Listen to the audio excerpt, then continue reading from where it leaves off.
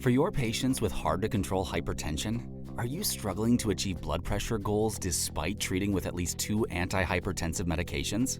Uncontrolled hypertension increases the risk of death and stroke for many patients. Not all hypertension is the same. For many of these patients, you may want to consider a different pathway. Aldosterone may be to blame. Visit blamealdo.com to learn more.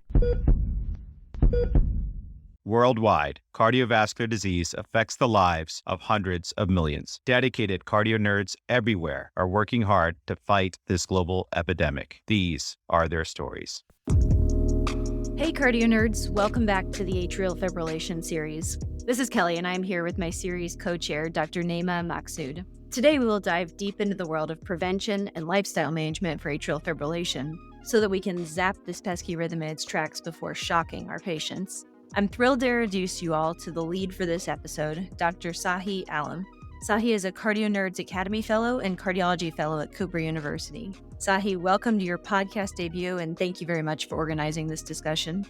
Thank you so much, Kelly. I'm thrilled to be here and definitely looking forward to the discussion. AFib is such a difficult arrhythmia to treat once persistent, so prevention is incredibly important. Today, I have the great privilege of introducing a true expert in atrial fibrillation prevention and treatment, Professor Prash Sanders. Dr. Sanders is joining us all the way from the great Down Under, the University of Adelaide in Southern Australia. There, he serves as a professor of medicine, electrophysiology, and director for the Center for Heart Rhythm Disorders. He conducts research spanning the entire gamut of atrial fibrillation, from its cellular mechanisms to large population-based studies. He is also a role model clinician and educator. Dr. Sanders, it is truly a pleasure to have you talk with us today. Thank you, Sahi. Look forward to the discussion. Thank you once again for your time and expertise, Dr. Sanders. I really enjoyed our last discussion on CardioNerds about the Arrest AF trial, which showed a substantial reduction in AF burden with intensive lifestyle management following atrial fibrillation ablation. Therefore, I am very curious to hear about your management approach for one of our patients from the CardioNerds Arrhythmia Clinic, someone that was recently diagnosed with atrial fibrillation. So let's kick off with our first patient case. Our patient is Mr. Cardio Version, a 65-year-old gentleman with a past medical history of obesity, hypertension, type 2 diabetes, obstructive sleep apnea, and a 30-pack-year history of cigarette smoking, who came to the office with a chief complaint of palpitations. He said he frequently feels a flutter in his chest, which is accompanied by shortness of breath and fatigue. He is also noticing worsening ankle swelling. An EKG in the clinic confirmed atrial fibrillation. Dr. Sanders, to start off this discussion, can you tell us about the epidemiology of atrial fibrillation? Who does it most commonly affect, and what is the mortality and morbidity associated with this condition? Thanks, Naima. Look, atrial fibrillation has been gradually increasing in how common it is in our community. And in 2015, it was estimated that 5.6 million individuals in the US had atrial fibrillation. And around the globe, this has also increased. And current estimates are of 50 million people being affected by atrial fibrillation. There seems to be a number of reasons why this is the case. Increasing age, as people die at later ages, we're starting to see more. The second thing is that we're starting to accumulate a large number of risk factors, which we're going to be talking about in this session. And as you accumulate these risk factors, you're more likely to get atrial fibrillation. And I think the third element is that we're starting to detect AF earlier with various digital and wearable devices. We're starting to see AF that we perhaps had not seen previously. Now, nevertheless, when AF occurs, there are some serious consequences to this. Not only does it lead to greater hospitalization, but a greater risk of stroke, a significant risk of mortality, but also all the vascular diseases in terms of heart failure, myocardial infarction, peripheral vascular disease, and kidney disease. All of these things are significantly more increased. And not surprisingly, as a result, the estimate from the American Heart is that we spend $28.4 billion a year on managing atrial fibrillation in the United States. So this is a significant issue that we're dealing with. Yes, absolutely. And as you said, along with the diagnosis of atrial fibrillation, often comes these risk factors driving it, like obesity and the metabolic syndrome. Can you elaborate a little bit on this underlying pathophysiology? How do risk factors like obesity, sleep apnea, and hypertension cause or exacerbate atrial fibrillation? So I think a good way to think of atrial fibrillation and the mechanism is kind of what Dr. Alessi put together now several years ago, that you have a trigger you have a substrate, but then you have these perpetuators that kind of encourage the trigger to initiate the substrate and to keep things propagating. So the trigger, we seem to all have the capacity to, and it seems to be the dominant source of this is going to be the pulmonary veins. And this is the work that Michelle Hassagear's group did, where they identified that 90% of the triggers come from the pulmonary veins. But you need to have the appropriate substrate to allow this to propagate itself.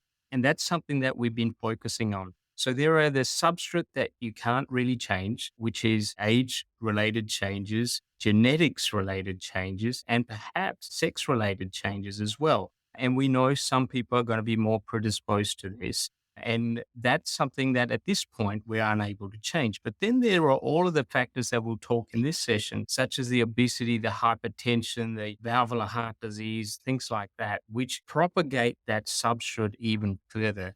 And then the key element, what's happening at that time, the perpetuator, the autonomic nervous system, how that alters the interaction between the trigger and the substrate to initiate and maintain atrial fibrillation. So that's a concept that I would consider. Now, each of the risk factors we'll talk about affects the triggers and substrates in different forms. And it's a substrate that seems to progress and gives rise to longer episodes of atrial fibrillation. So not only does it cause the initiation, but then change to becoming more persistent atrial fibrillation. And that alteration is where most of these risk factors work. Wow, that was a very good explanation, Dr. Sanders. Thank you for that. What I took away from that was that it seems like there are triggers around the pulmonary veins that then propagate atrial fibrillation due to a remodeled substrate. And partly the substrate is remodeled because of things we can't change, like age, genetics, and sex, but it's also remodeled as a result of things we can change, like obesity, hypertension, and valvular disease. So, based on that, before discussing treatment options with Mr. Version, like anticoagulation, rate control, or rhythm control, how would you first counsel him about his risk factors for atrial fibrillation and the possible benefits of controlling them? I think that's kind of, it's important for us as clinicians at the bedside to recognize each of the risk factors that an individual can have. But importantly, the risk factors that you can do something about, because in every clinician seeing someone with atrial fibrillation really needs to be focused on this. And one of the things we introduced into the recent AHA ACC guidelines was the acronym head to toe, to look at the patient from head to toes in terms of their risk factors. And we put in their heart failure, exercise, arterial hypertension, diabetes type 2, tobacco smoking, obesity, ethanol consumption, and sleep apnea, because these are things that the clinician and the patient can each work on to make changes to this. Now, you kind of coined what I said previously really well. If we take, for example, obesity, if we look at what happens at a structural point of view, what we see is that there's an increase in the amount of interstitial fibrosis. We have increased amount of adipose tissue that gets between cells, and we think it's epicardial fat that kind of gets between the cells.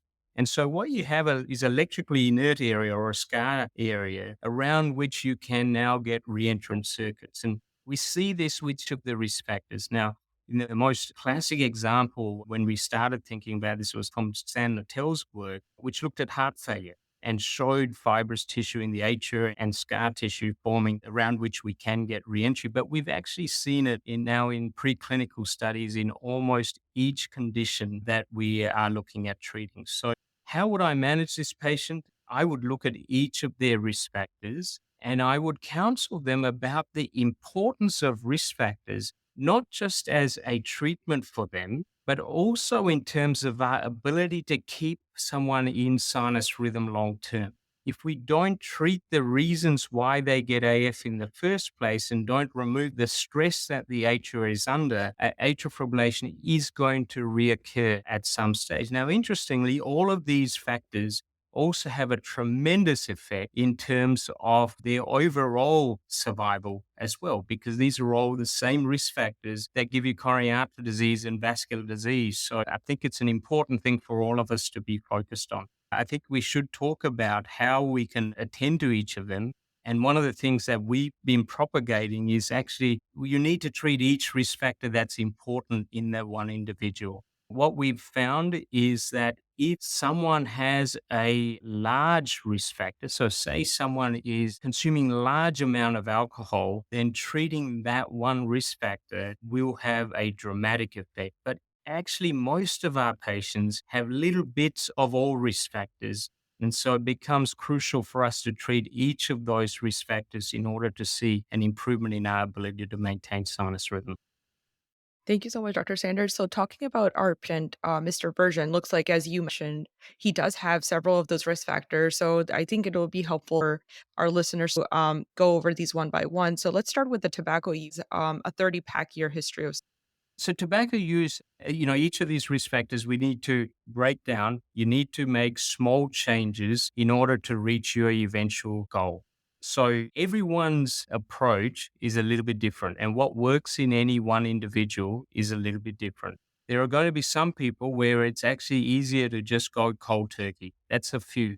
In others, we're going to have to kind of talk about small reductions, which are reviewed with new goals that are given. And this is one area where we actually do have some science of using supplementary material where we can use nicotine patches and things and counseling to achieve some results. Now, in the context of treating all risk factors, we've actually been really successful with nicotine cessation in our series. So as long as you kind of get the patient motivated into managing their risk factors, this is something that is definitely possible. The nicotine patches, look, one of the concerns, however, is nicotine itself causes atrial fibrosis. So we need to be aware that in the long term, we want to get them off the nicotine patches as well.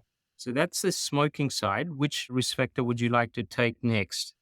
I think let's talk about obesity. I think considering how prevalent it is, it would be helpful to know how much of a effect it can have and exactly how much weight should a patient actually plan to lose to have an effect on their fib. So obesity, I think, is going to take over from hypertension as the most highest attributable risk factor for atrial fibrillation, just by the prevalence that we're seeing in the community. One of the cool things about managing obesity is you actually end up managing all risk factors in the obese individual, because when you lose weight, you naturally improve your metabolic status, reduce your blood pressure, treat your sleep apnea. And so it's hard to treat obesity on its own, but rather that all of these things improve. Again, one of the key things here is often we'll hear this: my AF is so bad, I'm unable to exercise. And so, how can I lose the weight? And I think it's important to change that rhetoric a little bit. Weight loss is much more weighted towards your diet than it is of exercise. So, exercise is important to increase your metabolic rates, your consumption of calories, but actually, weight loss is much more about reducing your intake of food.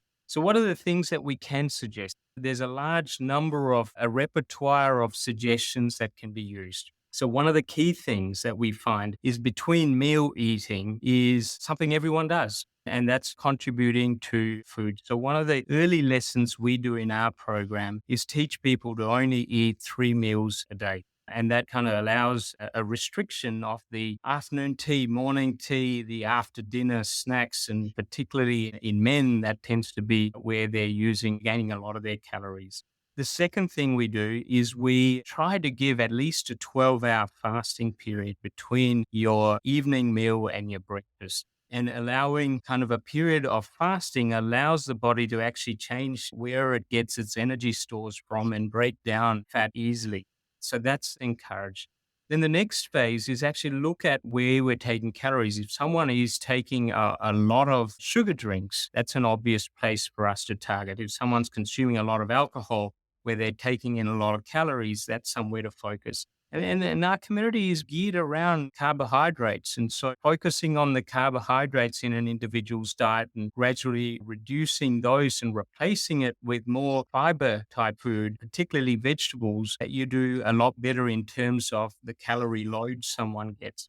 And the last step is obviously reducing portion size of the meals. Now, we can use all of these to different degrees. The trick with weight loss is patient has to lose weight to be encouraged to do more. So you need to set a small target.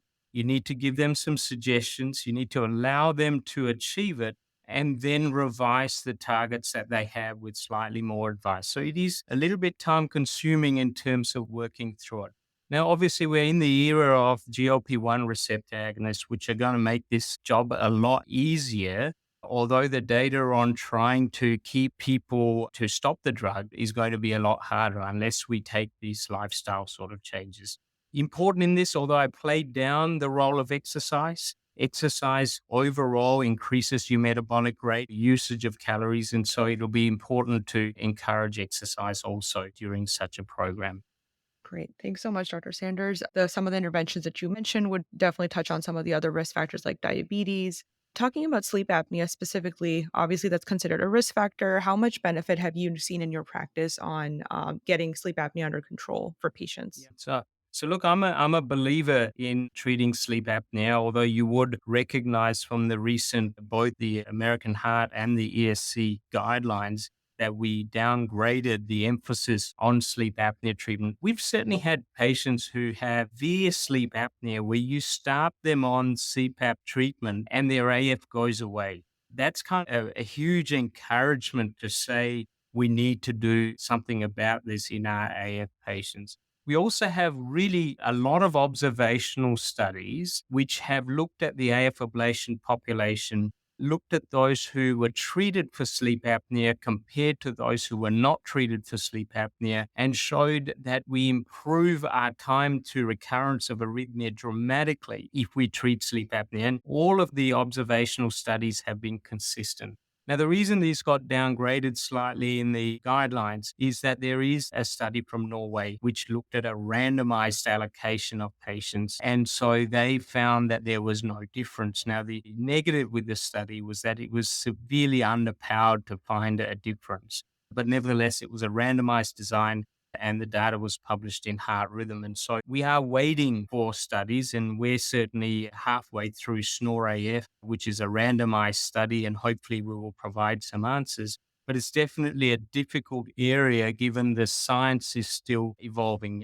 What do I mean by that is it seems that sleep apnea changes by the day. So most of us are going to have sleep apnea some of the time. Perhaps when we've consumed more alcohol, we've not exercised. And then the next day, when we're well hydrated, we've exercised, we've slept well the night before, we have no sleep apnea. So that testing for sleep apnea as a in-hospital PSG being the gold standard is probably going to change. We're going to need tools at the bedside to look over a period of time to be able to identify these patients. And then the actual therapy may also be changing. So this is an evolving area. I think it's important, but we need to have randomized evidence for it. Talking about some of the risk factors, I think it's also important to dispel some myths.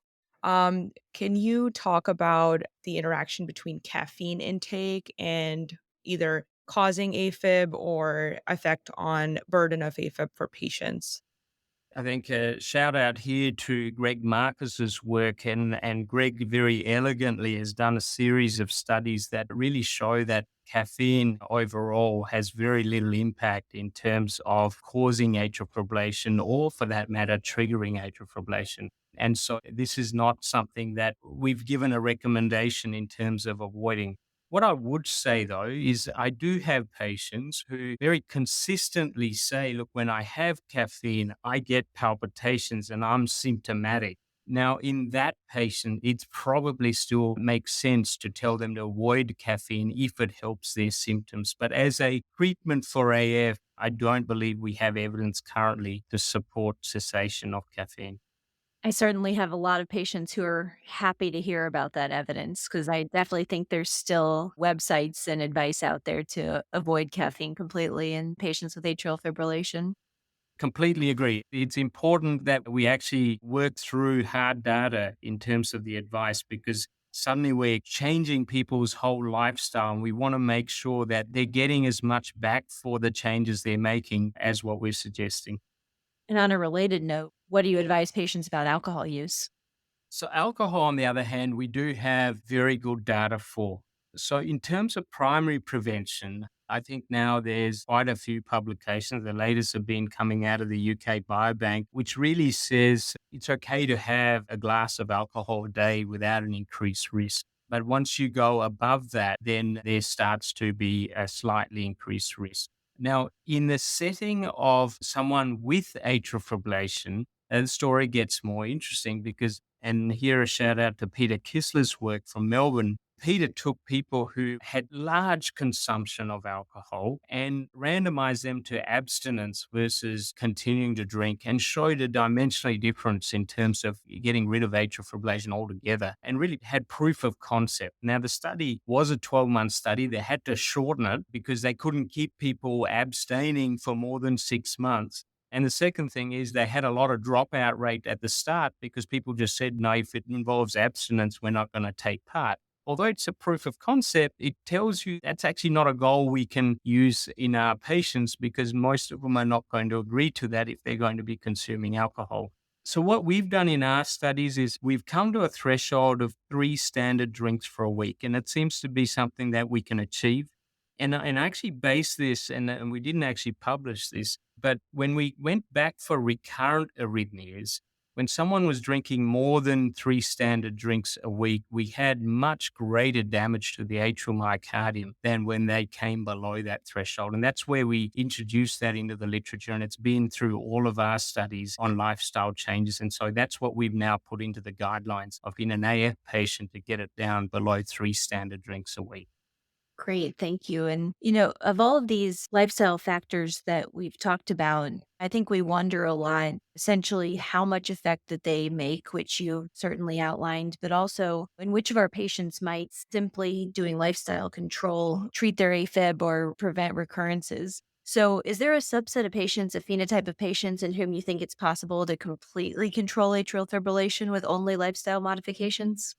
Yeah, look, I think there is. I think it's an evolving area. Most of our studies have been done on patients who are referred for ablation. So these people are highly symptomatic coming in for ablation. Now, what I can tell you is about 40% of those patients, we list all of them for AF ablation. 40% of those patients drop off the ablation list acutely because their AF burden gets to a controllable level that they're comfortable living with what they have, or it's gone away completely. Now, as we follow these patients, and we now have almost 10-year follow-up on these patients, is that there's still about 20% of people who have not undergone ablation. The rest of them have come to ablation. Now, this equation is obviously changing a lot, particularly as our ablation procedures have got quicker and safer, and particularly with the introduction of pulse field ablation. And so we need to balance that between us moving from you need to be significantly symptomatic and willing to go through this procedure that does have risk to actually this is a day case procedure that most people are going home after about an hour, hour and a half procedure.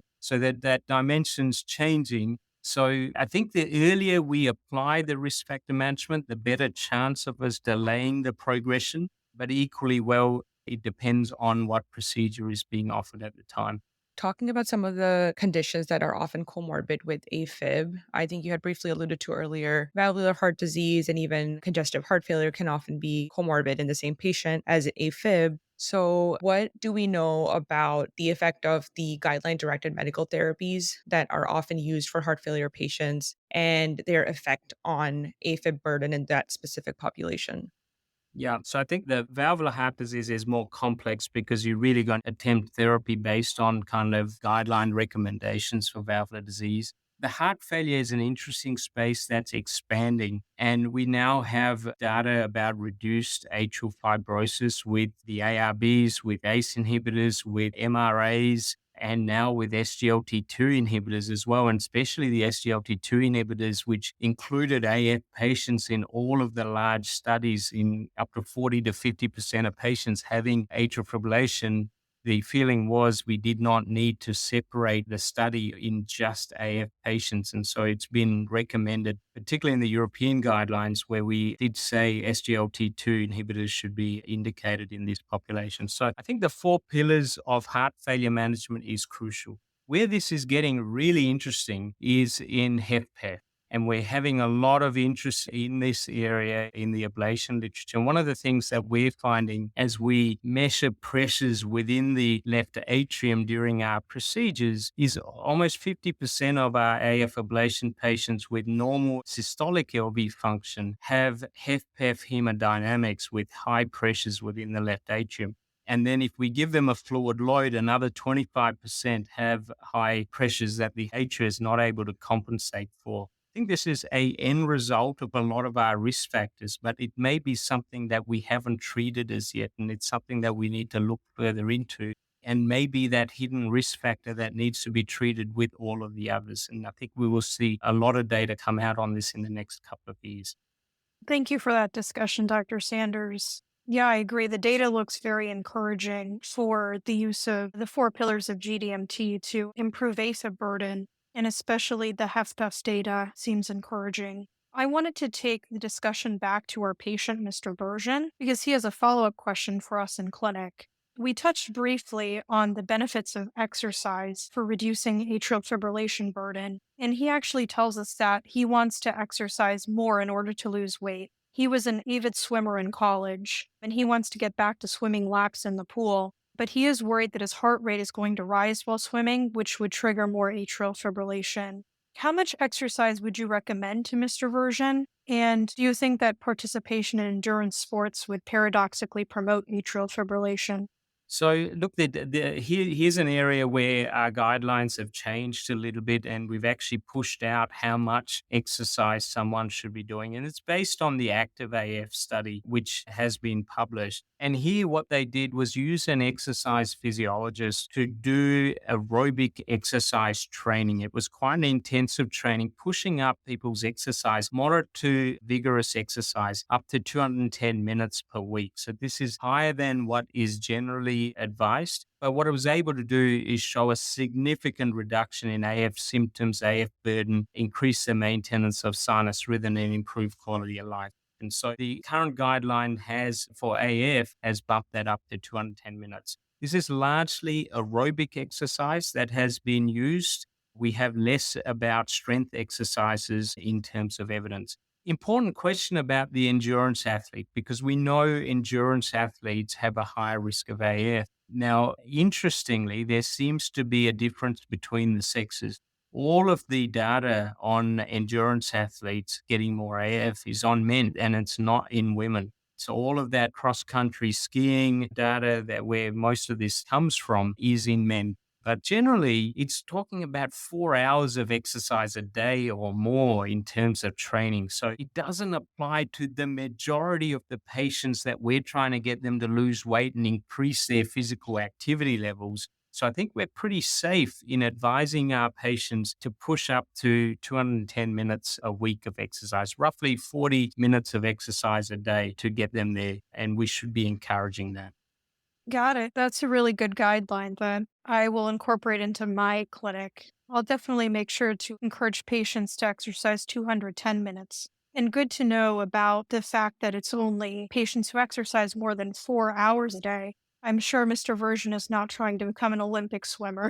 My last question for you, Dr. Sanders, as a first year cardiology fellow, is if you have any tips regarding how to counsel patients in clinic about these lifestyle management factors. Do you suggest any particular resources routinely to patients, like weight loss programs or specific medications like GLP-1 agonists, for example, or maybe wearable technology to track their burden of atrial fibrillation?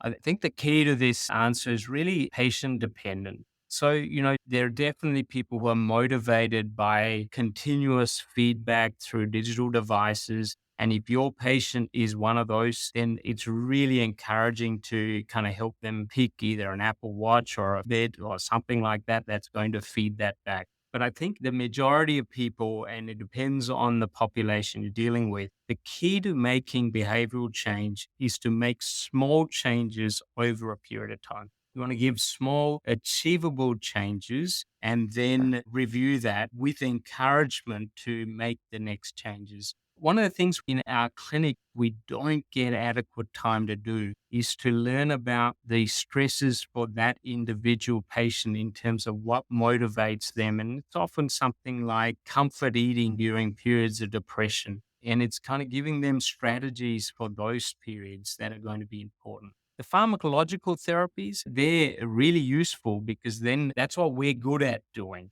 What we're bad at doing is actually making behavioral changes without them. And it's important to try and combine what we have in terms of tools to get the best benefits for our patients. Awesome. Thanks so much for that, Dr. Sanders. I have a follow-up question. I've heard multiple times when, we as cardiologists and electrophysiologists start talking about the changes that our patients need to make and the ways that we need to counsel them in this. The question that comes up a lot is, how do we have the time and infrastructure in a busy clinic to incorporate all of this? Can you share any tips of what your group has done in order to really get your patients good lifestyle management counseling and interventions and follow-up? Yeah. So we as electrophysiologists are, for an AF patient, the most influential people in the terms of their clinical treating team. So it's really important for us to provide that motivation about why lifestyle change is crucial for their AF management. Unless that's done, it doesn't arm anyone else to make any intervention. If that's done, then there's a possibility of handing this over to a preventative cardiologist, to a nurse-led program, which can then spend all of the time in terms of trying to get these techniques going. But we have a crucial role, and it should be done early on. We have actually in the European guideline put this as the first step. In the American guidelines, we've put it as the central pillar in the management. And one of the other key things that we introduced in the European one is that it needs to be evaluated every year because things change. So it'll be really important to try to have a separate team. We've used the separate team for that reason, to enable it to happen, but also to not overload the patient too much, because we already have to download a lot of AF management to the patient. And if we then cloud that with all of the lifestyle changes, it becomes really hard for the patient to focus on any one issue. So separating that out has been really helpful. Yeah, it sounds like that's the model that some of the practices here should try and adopt as well. Dr. Sanders, I feel like something that I personally want to be better at is doing a good job of explaining what AFib is to my patients. I feel like I have a good way of explaining coronary artery disease or peripheral arterial disease. How do you explain what AFib is to your patients?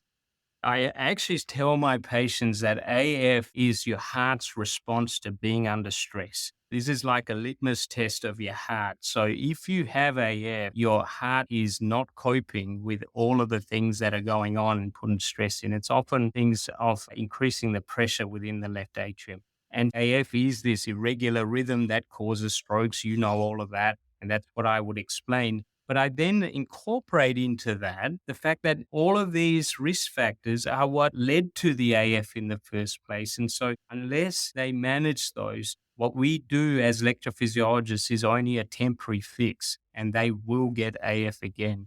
And so, if they're going to have any hope of managing this condition, it's a team sport where we have our role, but they have an important role in trying to get these lifestyle issues under control. I think when you explain it like that, most of the patients are motivated to try and help themselves. It's understandably, the actual eventual goals are kind of a shock to them, and you need to introduce that slowly. But putting it into context that this is part of the disease process and why they got it helps to make the change. Hope that helps. Absolutely. Yeah, that's actually a really good way to put it, and also something that I think people would be able to understand very easily. Awesome. I think that was the wrap up for Mr. Version. He is happy, is motivated to make changes to his lifestyle, and we'll follow up with him in a month or two. So thank you so much, Dr. Sanders, for such a phenomenal episode. Before we wrap up, we have to know, what is it that makes your heart flutter about atrial fibrillation prevention? I think we're close by the fact that we've done proof of concept. We've shown that we can apply this to populations, and we're starting to see people interested in making these changes. What would be the next step? The next step is for us to make policy changes to actually create healthier living. Much harder to do, involves people who are not clinicians. but we're starting to see the first signs of this taking off. So a very exciting time over the next few years for us. Wonderful to be able to end this podcast on a positive note. So I thank my co-hosts for this great episode, and a special thank you to Dr. Sanders for taking the time to speak with us. So thank you all very much, and have a good evening. Thank you.